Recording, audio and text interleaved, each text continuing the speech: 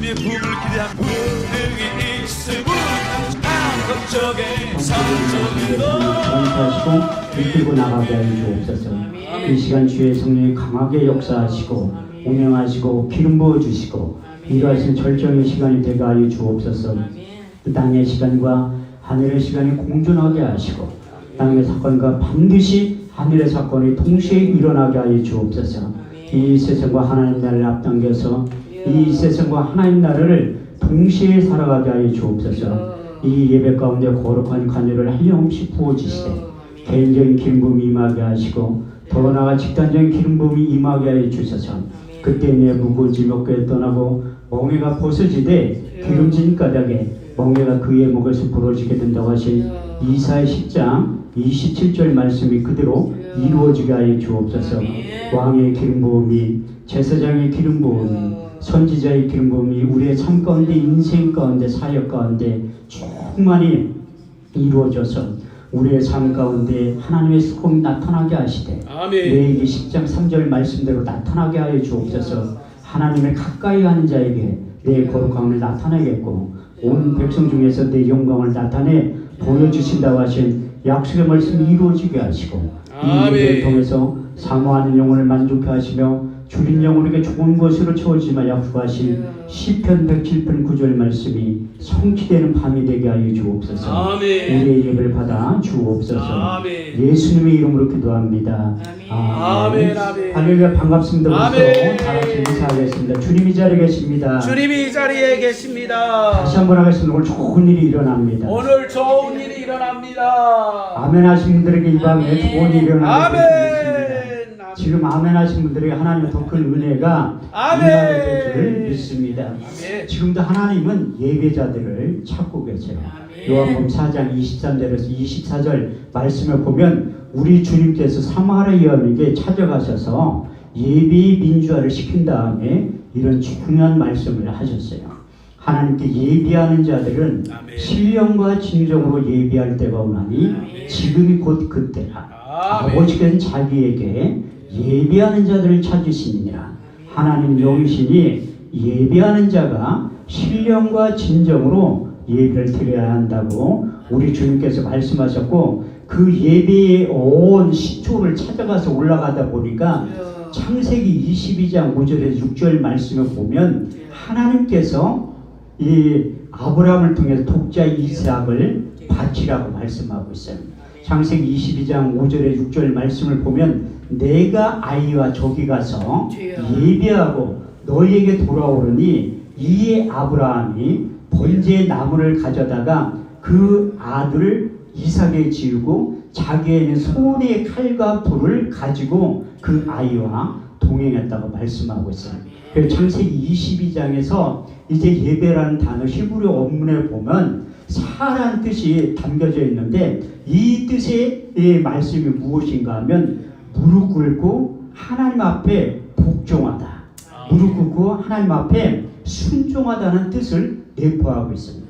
말도 안 되는 하나님의 약속의 말씀이 이제 자기 아들 독자 이삭을 번제로 하나님 앞에 드리라고 말씀하고 있어요. 그 약속의 말씀을 믿음으로 순종하는 것이 예배의 시작이고 그 이삭이 아비의 말에 순종하고 복종하는 것이 예배의 시작이 되었다고 말씀하고 있습니다. 이렇듯이 예배의 시작은 우리의 이성과 생각은 도저히 이해되고 납득되지 않지만 하나님께서 요구하는 게 다시 말해서 자기를 부인하고 자기 십자가를 지고 자기를 따라오라는 데부터 예배가 시작되었다고 말씀하고 있습니다. 매일매일 예배에 집중했던 사도 바울은 로마서 12장 1절에 2절 말씀을 통해서 다시 한번 예배의 중요성에 대해서 강조하고 있는데 그러므로 형제들아 내가 하나님의 모든 자비하심으로 너희를 권하노니 너희 몸을 하나님이 기뻐하시는 거룩한 산 제사로 드려라. 이는 너희들의 영적 예배니라.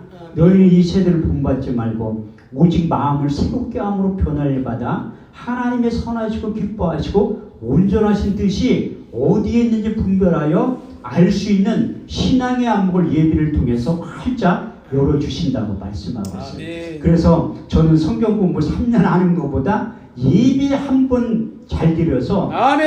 그래서 13장 8절 말씀에 있는 대로 어제나 오늘이나 영원토록 동일하신 그 주님을 만나면 인생의 아멘. 공고한 문제에서 치유된 놀라운 역사가 나타나게 될 줄 믿습니다. 아멘, 그래서 아멘. 구약 시대에도 하나님께서 이스라엘 백성들에게 예배 한 번만 잘 드리면 내가 주는 것은 세상에 주는 것과 같지 않은 하늘에서 신령한 복을 주신다고 약속하셨어요. 아멘, 아멘. 출애굽기 20장 24절 말씀을 보면 내게 토단을 쌓고 그 위에 너희 아멘. 양것으로 너희 번제와 화목제를 드려라.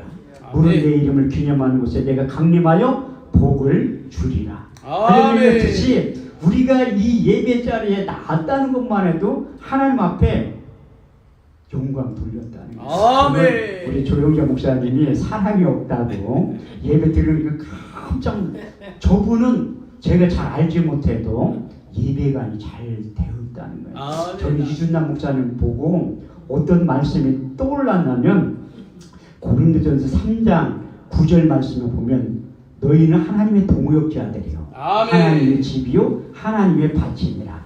그래서 아멘. 우리는 이 에베소 4장 11절 말씀을 보면 사도 바울 등은 5가지의 직임이 있어요. 사도와 선지자와 복음자는 자와 목사와 교사로 5가지 아멘. 직임이 있는데 특별히 우리들은 그 안에서 사도와 선지자적인 사명으로 우리를 부르셨다고 말씀하고 있어요. 아멘. 그런데 이 사도와 선지자의 직임을 담당하는 분들은 항상 핍박을 받게 되어 있습니다. 아멘, 아멘. 마태복음 5장 10절에 12절 말씀을 보면 의를 위하여 핍박을 받는 자는 복이 있나니 천국이 저희 것이니라. 아멘, 너희가 아멘. 나를 인하여 욕하고 핍박하고 거짓을 것을 악한 말을 할 때에 너희는 기뻐하고 즐거워하라. 하늘에서 아멘. 큰 은혜라 너희 전에 선지자들 이같이 핍박을 받았느니라. 받느니라. 할렐루야. 이렇듯이 네. 그래서 이 우리가 봉사생활 하는 목사님들은 일반 목회하는 목사님들 우리를 이해를 잘 못해요.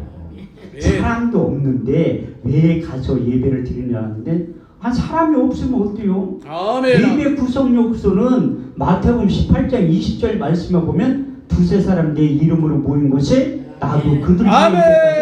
우리 주님께서 친히 말씀하시고요. 네. 어떤 목사님들은 목사끼리 앉아서 뭐 하냐고 하는데 저도 그런 얘기를 많이 들어요. 왜냐하면 목사들이라도 제단에 불을 꺼뜨리면 안 돼요.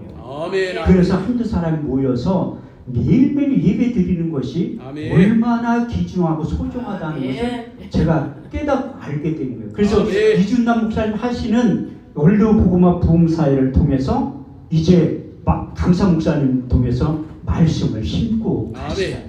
아멘. 3장 6절에서 7절 말씀을 보면 나는 심었고 아볼로는 물을 주었으며 아멘. 자라게 하시는 하나님이라고 말씀하고 있어요. 아멘. 원로 복음화 부흥사의 그 모토가 있잖아요. 저가 그 말씀을 보내요. 아멘. 저희를 고치사 이경에서 건져 내시는다. 아멘. 전 예배 참석할 때마다 데살로니가 전서 2장 13절 말씀에 근거해서 앉아 있는 거예요. 아멘. 저도 예배 드리는 걸 즐겨하기 때문에 한 번도 빠진 적이 없어요. 예배 집회에 아멘. 가서도 제가 제일 먼저 나와서 앉아 있고 아멘. 끝날 때까지 있어요. 그 양평기도원에서 20번을 예배를 드려요. 아멘. 힘들 때도 있죠, 물론. 그런데 나를 그 성전까지만 데려다 두려고 해요.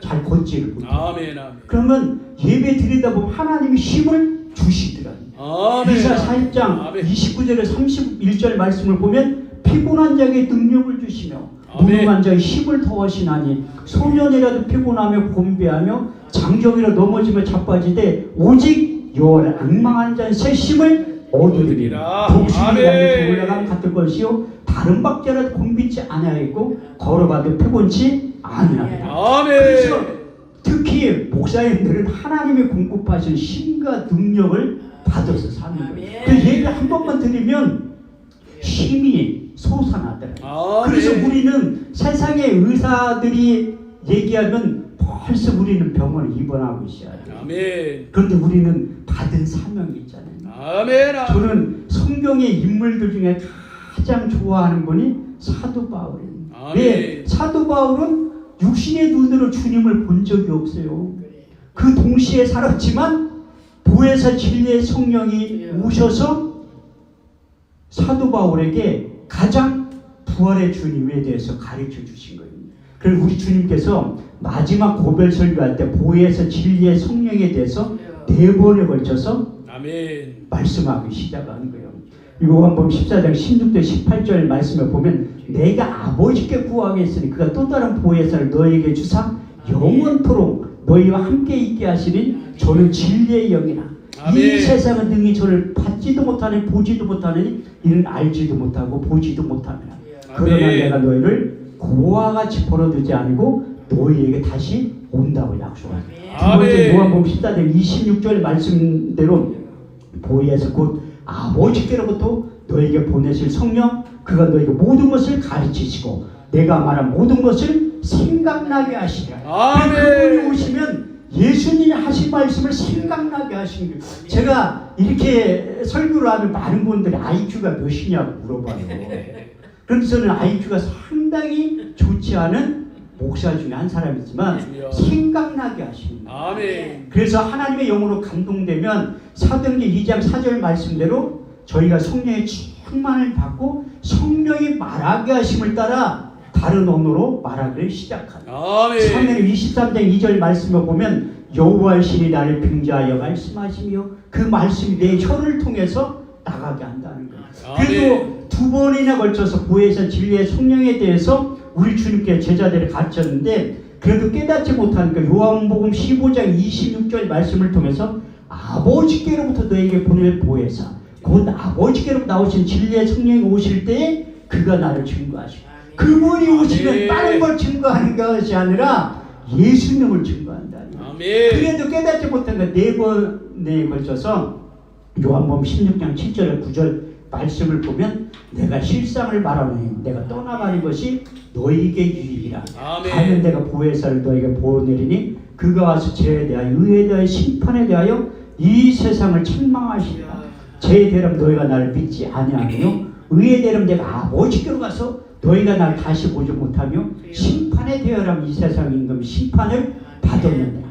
4번에 걸쳐서 얘기했는데 깨닫지 못하는 게 요한복음 16장 13절 말씀을 통해서 결론을 내려주시고 아멘. 아멘. 그러나 내가 실상을 말하노니 진리의 성령이 오시면 그가 나를 증거하신다고 말씀드립니다. 아멘. 그래서 그분이 오셔서 사도 바울에게 다메섹 도상에서 찾아오셔서 그에 대해서 자세히 가르쳐 주신 거예요.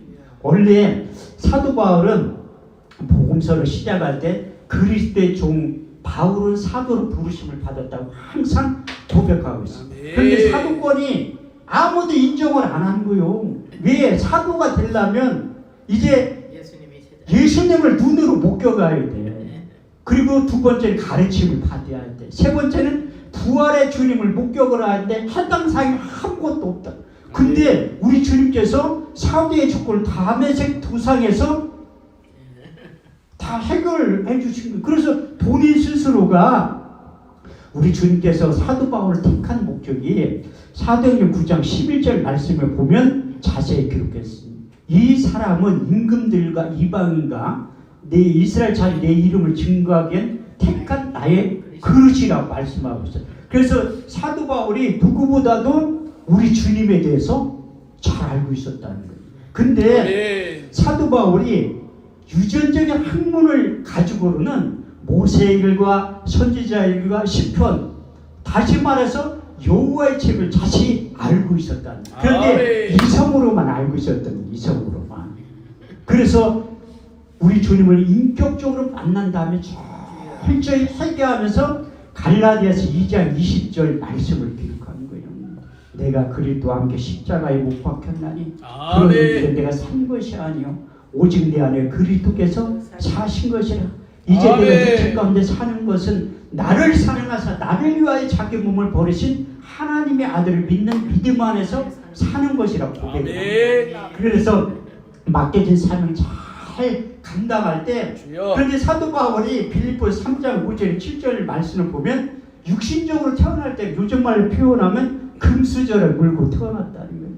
내가 난 지 8일 만에 할례를 받고 이스라엘 족속의 베냐민 지파요 히브리인 중에 히브리요 율법으로는 바리새인이요 아멘. 열심으로는 교회를 핍박하고 주여. 율법은 흠이 없는 자라고 고백하고 있잖아요. 아멘. 아멘. 근데 인격적으로 우리 주님을 만난 다음에 육신적으로는 금수저에서 흑수저로 보냈다니까요.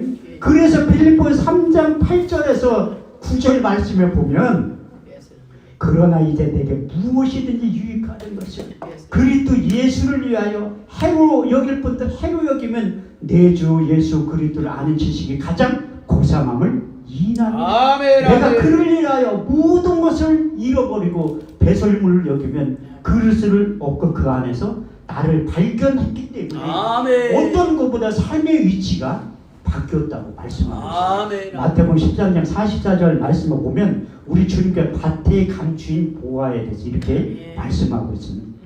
천국은 마치 밭에 감추인 보화 같으니 사람이 이를 발견하고 기뻐하여 감춰두고 돌아가서 자기의 전 재산을 팔아 그 밭을 산 거예요.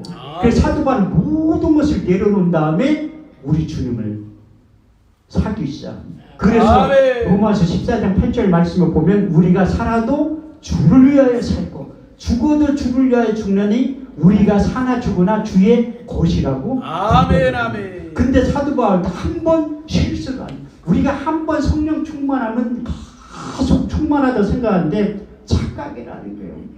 사도 바울이 가는 곳마다 교회를 세웠는데 딱 한 군데 교회를 세우지 못한 곳이 있어요. 그리스도 아덴 지역에 가서는 항상 사도 바울은 성령이 말하게 하심을 따라 복음을 전한다고 고백하고 있어요. 갈라서 1장 11절 말씀을 보면 내가 전한 복음은 사람의 뜻으로 난 것이 아니요 사람에게 배운 것도 아니요 받은 것도 아니요 곧 그리스도의 계시로 말미암았다고 그렇게 고백했는데 왜 그리스도 아덴 지역에 가서는 헬라 철학에 물들어 있는 사람들이 유전적인 지식을 가지고 전도를 하는 거예요.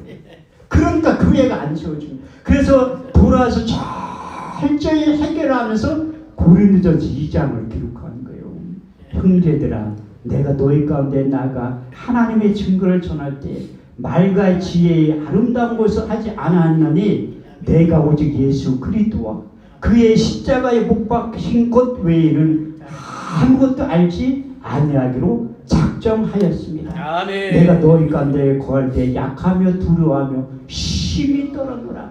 내 말과 내 전도함이 지혜의 권하는 말로 하지 아니하고 다만 성령의 나타남과 능력으로 하여 너희 믿음이 사람의 지혜에 있지 않고 하나님의 능력 가운데 있게 하려 하였노라. 아멘. 우리가 온전한 자들 중에서 이 지혜를 말하면 이 지혜는 이 세상의 지혜가 아니요 이 세상에 없어질 강원들의 지혜가 아니요 오직 비밀한 가운데 있는 감추었던 것인데 하나님의 우리 영광을 위하여 만세전에 미리 정하신 것이라. 아멘. 이 지혜는 이 세대의 간원에 하나도 알지 못하였나니 만일 알았더라면 영광의 주를 십자가에 못 박지 아니하였으리라. 아멘. 기록된 바 하나님이 자기를 사랑하는 자들을 위하여 예비하신 모든 것은 눈으로 보지 못하며 귀로도 듣지 못하며 또 마음으로 생각지 못하였던 것 같으니라.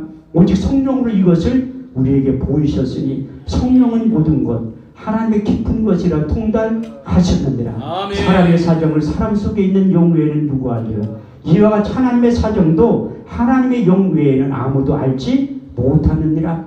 우리가 아멘. 세상의 영을 받지 아니하고 아버지께로부터 온 영을 받았으니 이는 우리로 하여금 하나님께서 은혜로 주신 것들을 알게 하려 하심이니라. 아멘. 우리가 이것을 말하거니와 세상에 가르친 말로 하지 아니하고 성령이 가르치신 것을 아니 신령한 것은 신령한 것으로 분별하느니라. 이에 속한 사람은 하나님의 성령의 일을 받지 아니하나니 저에게는 미련하게 보이며 또 깨닫지도 못하는 이런 일은 영적으로 분별하느니라. 신령한 자는 모든 것을 판단하나 자기는 아무에게도 판단을 받지 아니하느니라. 할렐루야. 이렇듯이 고린도전서 2장 1절에 15절까지 한 말은 16절을 말하기 위하면 누가 주의 마음을 알아서 주를 가르치겠느냐? 그러나 우리가 그리스도의 마음을 가졌느니라. 할렐루야. 이렇듯이 사도 바울은 그리스도의 마음을 갖기를 원했던 거예요. 아멘. 빌립보서 2장 5절 말씀을 통해 너희 안에 이 마음을 품으라. 곧 그리스도의 예수의 마음이니 그는 근본 하나님과 근본 본체신 하나님과 동등됨을 취할 것으로 여기지 아니하시고 오히려 자기를 비워 종의 형체를 가져 사람들과 같이 되었고 사람의 모양으로 나타나셨으니 자기를 낮추시고 죽기까지 복종하셨으니 그 십자가에 죽으십니다. 그 십자가의 죽음의 의미를 깨달은 다음에 고린도전서 1장 18절 말씀을 통해서 십자가의 도가 멸망하는 사람이 일어나는 것이요 구원을 얻은 우리에게는 하나님의 능력이 되었다고 고백합니다. 그래서 사도 바울은 로마서 1장 1절에서 4절 말씀을 통해서 그가 만난 주님에 대해서 이렇게 고백하고 간증하고 있습니다. 그리스도의 종 바울은 사도로 부르심을 받아 하나님의 복음을 위하여 택정함을 입었나니 이 복음은 하나님이 선지자들로 말미암아 그의 아들에 관하여 성경에 미리 약속하신 거죠.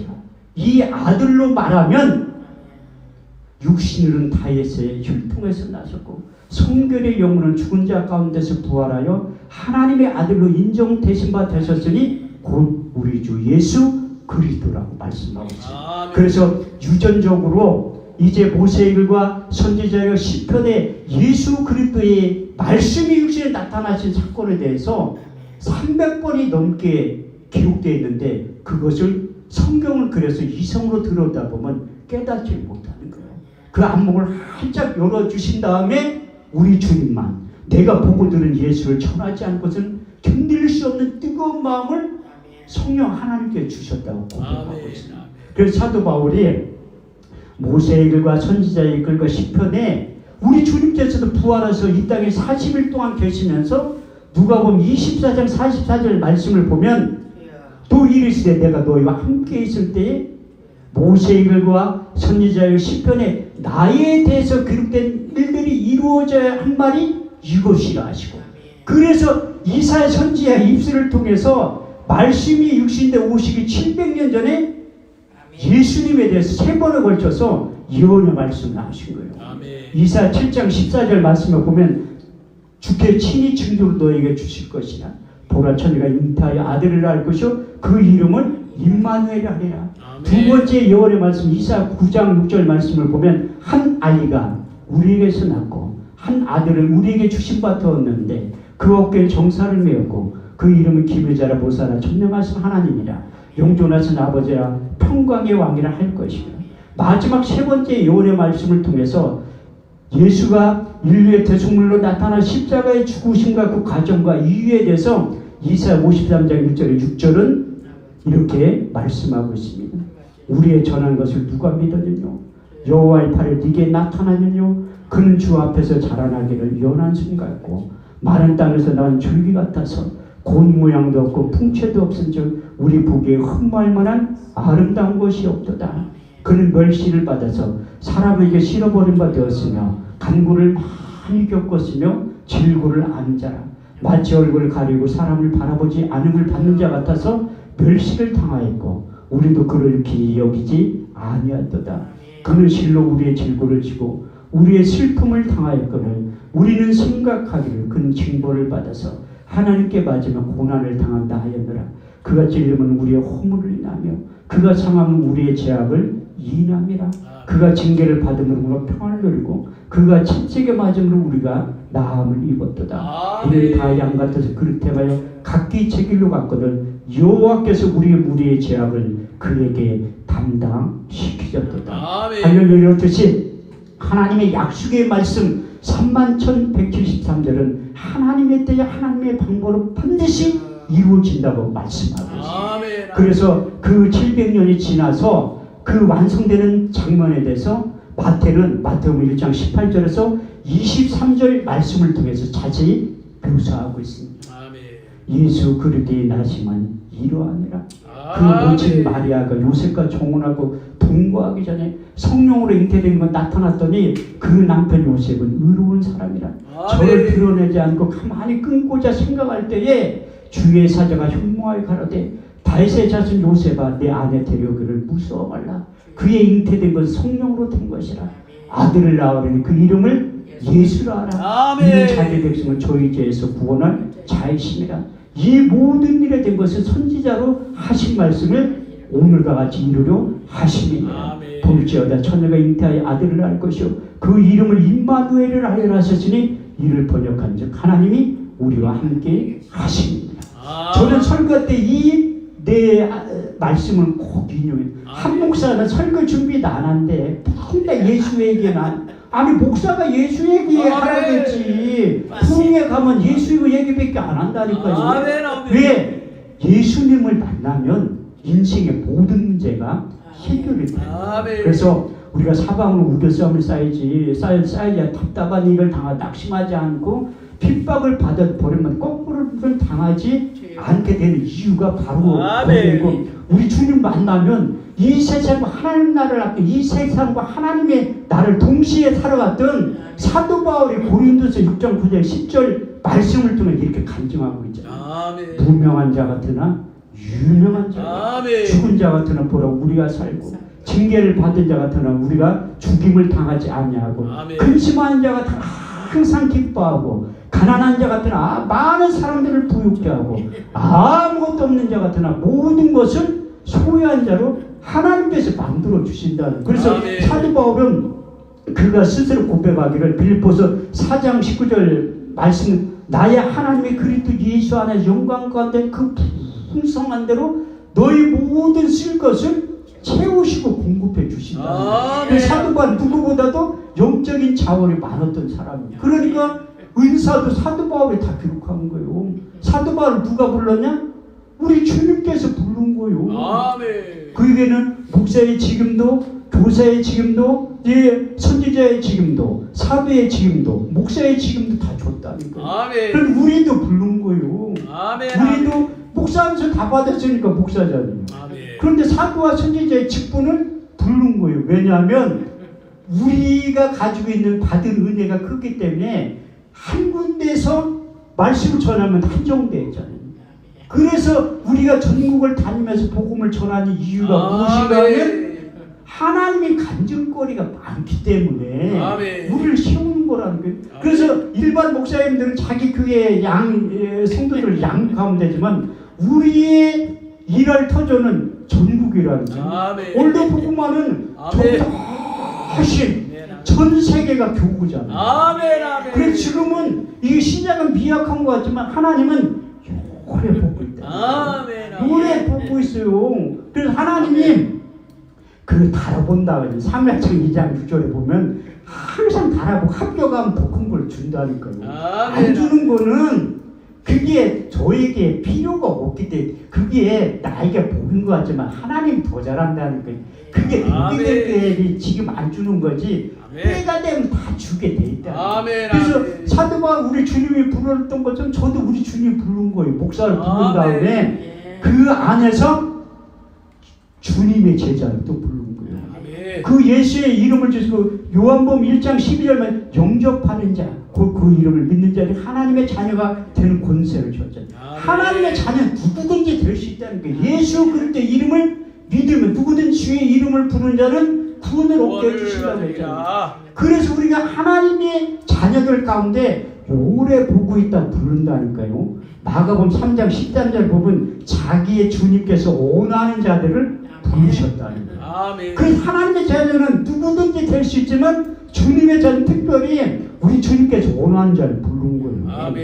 근데 주님의 자녀를 부르면 세 가지를 통과를. 저 같은 경우에는 목사가 돼서도 우리 주님께서 세 가지 질문을 저에게 던졌어요.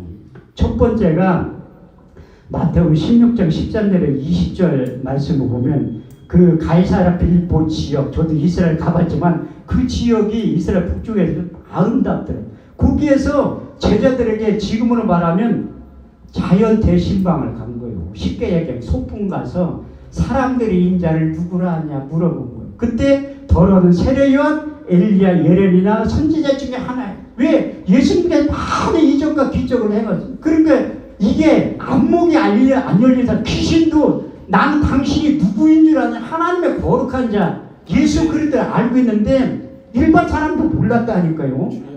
그래서 물어본 거예요. 제자들에게. 그러면 너희는 나를 누구를 아느냐? 주는 그리스도시요 살아계신 하나님의 아들입니다. 정확하게 아멘. 신앙 고백을 하면 우리가 이 신앙 고백하는 거 쉬울 거 아니에요. 그래서 사도 바울이 고린도전서 12장 3절 말씀을 들으면 하나님의 영으로 말하는 자는 예수를 저주할 자를 하지 아니하고 또 성령으로 아니하고는 예수를 주로 시인할 수 없느니라. 그래서 사도 바울이 로마서 10장 9절 10절 말씀을 들으면 내가 만일 내 입으로 예수를 주로 시인하며 하나님께 죽은 자 가운데 살리고 내 마음에 믿으면 구원을 얻으리니 사람이 마음으로 믿어 의에 이르고 입술로 시인하여 구원에 이르느니라. 할렐루야. 이렇듯이 입으로 시인하게 만들더라. 그때 제자들에게 칭찬 바요나 시몬아 내가 복이 있도다. 이를 알게 하는 내 혈육이 아니라 하늘에 계신 내 아버지라. 내 반석 위에 교회를 세우리니 음부의 권세가 이기지 못하리라. 아멘. 근데 이것을 끝나는 게 아니라 우리 주님께 두 번째 찾아오셔서 베드로에게 던졌던 요한복음 21장에 나오는 내가 나를 사랑하느냐 물었다. 아멘. 그 해답이 써있잖아요. 베드로가 정확한 모범 답합을 제시. 요한의 아들 시몬아 내가 나를 사랑하는 내가 주를 사랑하는 줄 주께서 아시나이다. 아시나이다. 내 양을 먹이라고 했지. 그런데 우리 주님은 삼세판을 좋아하는 것 같아요. 두 번째 또 내가 나를 사랑하느냐 내가 주를 사랑하는 줄 주께서 아시나 하니까 내 양을 치라. 세 번째 삼세판 물어봤을 때도 내 양을 먹이라고 합니다. 근데 이걸로 끝나면 얼마나 좋아. 우리 주님께 찾아오셔서 세 번째 질문을 저에게 던진 거예요. 내가 믿을 때 성령을 받았느냐? 사도행 19장 2절에 보면 아볼로 목사님이 이제 목회를 잘하고 있는데 사도 바울의 신방 가서 너희가 믿을 때 네 성령을 받았냐 물어보니까 우리 성령이 뭔지도 모르고 알지도 못한. 근데 사도 바울이 안수할 때 사도행 19장 6절 7절만 바울이 그들에게 안수하면 성령이 그들에게 임하심으로 방언도 하고 예언도 하니 모두 12사람 중 되었다고 말씀합니다. 이런 뜻이 우리 주님께서 저를 부른 거예요. 목사로. 그래서 이제 목사 안수를 받은 거죠. 근데 목사 안수 받으니까 난 금방 부흥될 줄 알았어요. 제가 인물대지 실력대지 능력대지 하나님은 반드시 청담동이나 압구정동에서 교회를 개척시킨 우리 목사님 저도 성남 태평사동 있죠. 제가 분당 생기기 전부터 살았거든요. 창주에서 분당에서 15년 살았는데 태평사동 지금 이마트 뒤에 날랭이 그렇게 못 사는 동네가 있는지조차도 몰랐다니까요. 거기에서 교회를 개척한 거예요. 그때 하나님 앞에 너무 성도들이 안 맞는 거예요. 그래서 전략을 바꾼 거. 하나님 나 청담동이나 압구정동 아니더라도 서울로만 보내주시. 8년 만에 응답받았어요. 그것도 교회가 부흥돼서 응답받으면 얼마나 좋아. 보증금 다 까먹고 쫓겨나게 길거리로 하나님 이전하는 방법도 여러 가지더라고요. 근데 마지막 날 이제 교회 신림동 지금 교회 말고 그 신림 8동이 교회를 30평을 저희가 이제 계약을 한 거예요. 아는 목사님이 그 계약금 200만 원을 헌금을 해준 거야. 이제 1,800만 원만 있으면 되잖아요. 근데 하나님이 그 어떻게 해서 그 1,800만 원도 헌금을 받은 거예요. 헌금 받아가지고 이사 가는데 월요일에 이사 가기로 했는데 우리 교회에 양복 입고 온 분들은 목사님밖에 없어. 성도들은 추레인이나 쓰레빠 신고 오지 한 명도 평신도는 양복 입고 온 사람이 없었거든요. 근데 양복 입고 온 분이 예배가 끝난 다음에 식사 대접을 하고 싶다고 하더라고요. 나가 당 들어가서 먹는데 자기가 여기 이사 온 지 몇 달 됐는데 돌아다니면서 예배를 드렸다는 거야. 교회를 정하려고. 근데 지금이니까 간증이 나지 옛날에 간증 한마디도 안 했어요. 그냥 말씀만 전해준 거지. 그랬더니 오늘 정했다는 거야. 세 사람 승보원기에 교회를 정하고 등록을 하겠다는. 내가 속으로 한 달만 빨리 오지. 의사 한 명만 있으면 자기가 지금 의사해. 한 달만 빨리 왔어도 내가 이사 안 가는데. 의사 한 명만 있어도 교회 임대료가 나오잖아요. 근데 우리 딸이 그러는 거야. 아빠 우리는 언제까지 이렇게 살 거야. 살 집이 없어가지고. 교회 바닥에서 10년을 사는 거예요. 주여. 근데 이 딸내미가 중학교 입학을 할 때 이게 고생 안 해본 목사님들은 몰라. 왜 커피포 새벽 예배 끝나면 커피포트에 물 끓이는 게 이래요. 주여. 머리를 감고 가야잖아요. 기집애니까. 야 저녁 때 까먹어. 저녁 때 머리가 붕 떠서 안 된대. 그래가지고 새벽 예배 끝나면 커피포트에 물 끓여가지고 그렇게 하는데 그때마다 제가 딸한테 그러는 건 목사의 자녀는 하나님이 책임져. 아멘. 걱정하지 마. 아멘. 목표주 중학교 다닐 때까지는. 주여. 고등학교 딱 입학하더니 아빠 할 얘기가 있대. 뭐냐니까 나 이제 다른 교회 다닌대. 거짓말하는 목사 밑에서 신앙생활 못하겠다. 그런데 우리 집사람이 오래 보고 있다가 자기도 다른 교회 다니고 싶대. 교회 부흥이 안 되니까. 주여. 전 처음에 개척할 때 전도사 때 개척했는데 야, 이 목사님들이 너무 게을러. 나는 교회 개척하면 3년에 500명은 될 거야. 오, 주여. 한 달 하니까 꿈 깨더라고. 왜 목회요? 개척하고 나서 3개월 만에 가장 빠른 새가 무슨 새인지 알았다니까요. 월세. 월세야. 주일날 4번 예배드리면 임대료 내야 돼. 임대료. 내가 그게 월세가 그렇게 빨리 온다는 걸 몰랐다니까요. 근데 이전은 했는데 이전에도 마찬가지야. 응? 그런데 하나님은 그 기도 응답이 안 되면 좀 이게 하향으로 낮출 필요가 있어요. 거기도 2천에 120만 원. 거기도 철저히 기도해야 하는 거예요. 개척교회가 살아남는 방법은 기도 외에는 없어. 아멘. 저는 새벽 예배는 지금도 하기 힘들어요. 누가 새벽 예배를 만들어가? 새벽 2시에 자는데 4시에 어떻게 일어나? 그런데 제가 새벽 예배 시작할 때는 이유가 있어요. 그 성남에 갔을 때 어떤 할머니가 내가 그 교회에서 담임 목사님 얘기하고 개혁하고 내려오는데 후임을 오시는 목사님은 나 목사 아니에요. 전도사라고 하니까 내일부터 새벽 예배 드리죠? 얼떨결에 내라고 한 거예요. 그래서 분당 정다동에서 태평사동까지 새벽 2시에 자서 4시에 간 거예요. 집사람도 새벽자에 많아 깨워도 안 있나. 나 혼자 갈 수 없으니까 깨워가지고 간 거지. 그 할머니 때문에 1년을 새벽 예배를 드린 거예요. 그렇게 1년 드리니까 또 체질 개선이 되더라고. 그래서 이제 서울로 옮겨가지고도 하는데 도저히 못하겠어. 저녁 늦게까지 기도한 또 새벽에 일어나서 또 오지도 않고 사람들도.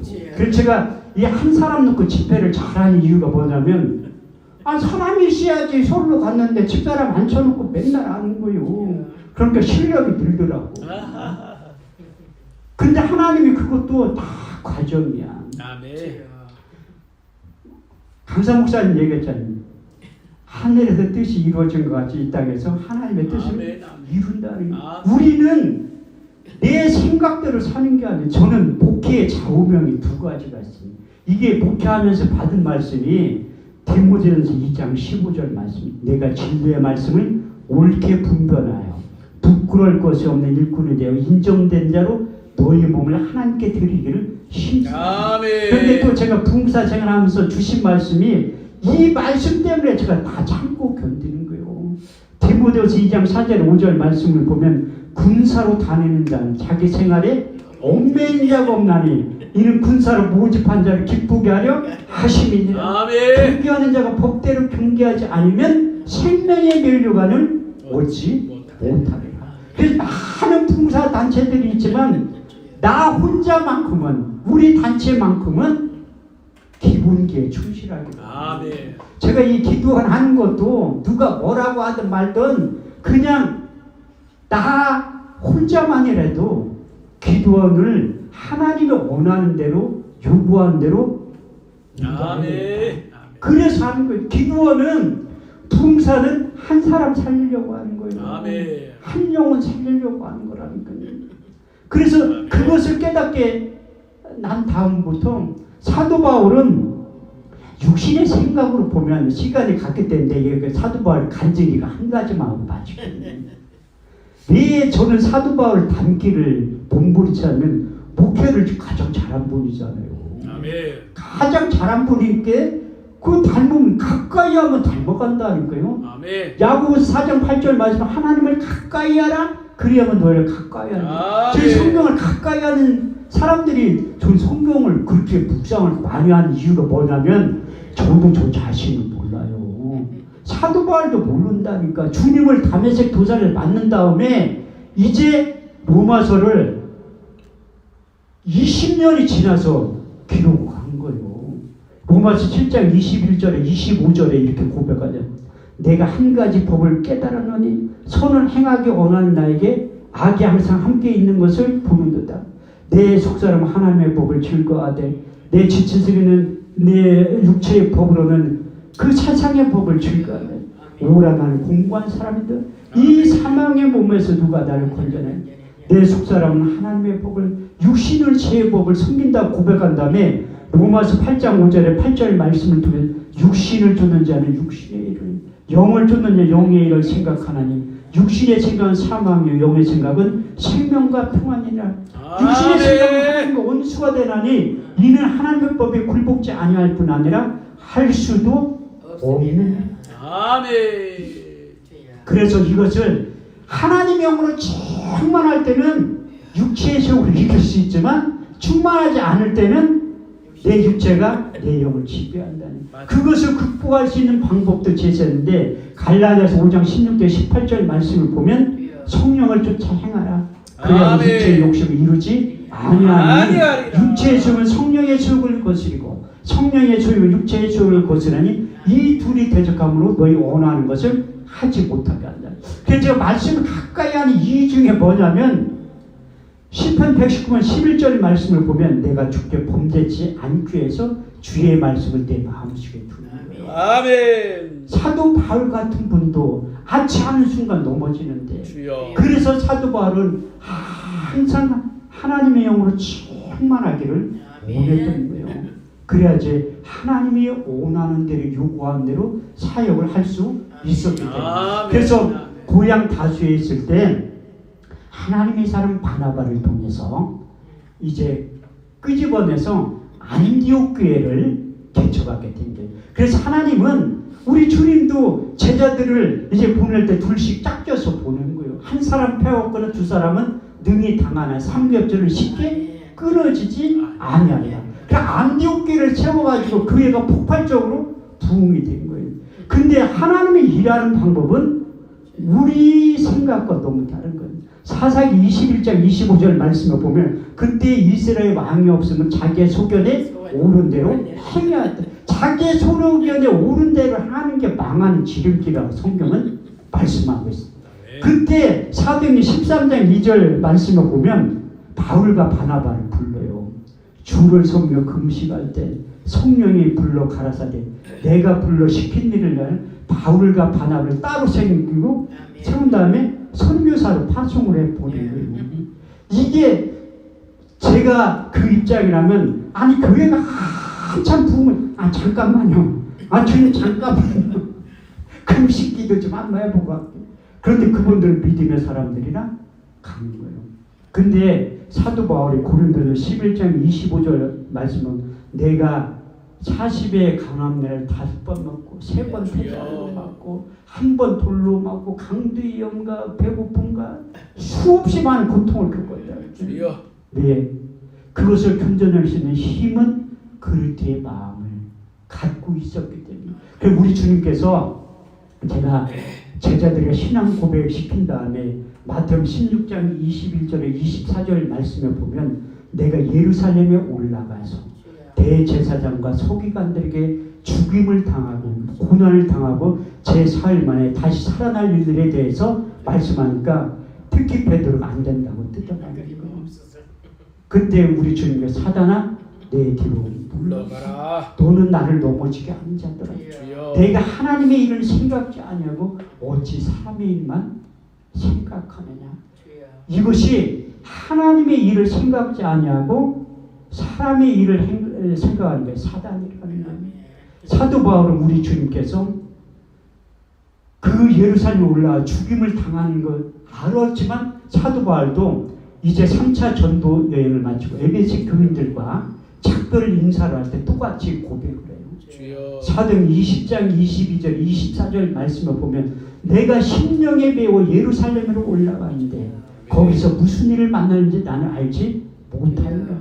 아멘. 성령이 밝히 말씀하시기를 결박과 환난이 나를 기다린다 하시나 주 예수께 받은 사명 하나님의 은혜의 복음을 증거하는 일을 마치려 하면 나의 생명을 조금도 귀한 것으로 여기지 아니하노라. 우리가 주님의 심정을 가지고 있으면 결박과 환난이 기다린다 하시나 주 예수께 받은 사명 하나님의 은혜의 복음을 증거하는 일을 마치려 하면 나의 생명을 조금도 귀한 것으로 여기지 않는다. 아멘. 저도 이 부흥사생활 15년 하면서 몇 번을 내려놓으려고 했어요. 예, 또 말도 안 되는 난 이준남 목사님하고 우리 조용자 목사님 심정을 알아. 왜? 우린 동역자들이잖아. 아멘. 이 일을 일선에서 하기 때문에 아멘. 누구보다도 핍박을 많이 받는다는 걸 알아요. 그렇지만 참고 견뎌야 돼요. 아멘. 왜냐하면 우리 주님께서 요한계시록 22장 12절 말씀을 보면 내가 속히 와서 줄 상이 있는데 아멘. 행한 대로 갚아주고 심한 아멘. 대로 거두게 한다는 거예요. 아멘. 이게 사람의 연수가 자기 집안 식구라고 우리 욕하는 분들은 미간이나 신천지나 스님들은 우리 욕 안 해요. 맞아요. 그렇지만 우리는 우리 주님이 죽으러 가셨던 것처럼 아멘. 사도 바울이 죽으러 갔던 것처럼 주여. 우리도 자기를 부인하고 자기 십자가를 지고 따라갈 때 우리 주님께서 잘했다 칭찬받는 그날이 속히 오게 될 줄 믿습니다. 아멘. 아멘. 복음성가 985장 주님을 의지합니다. 아멘. 그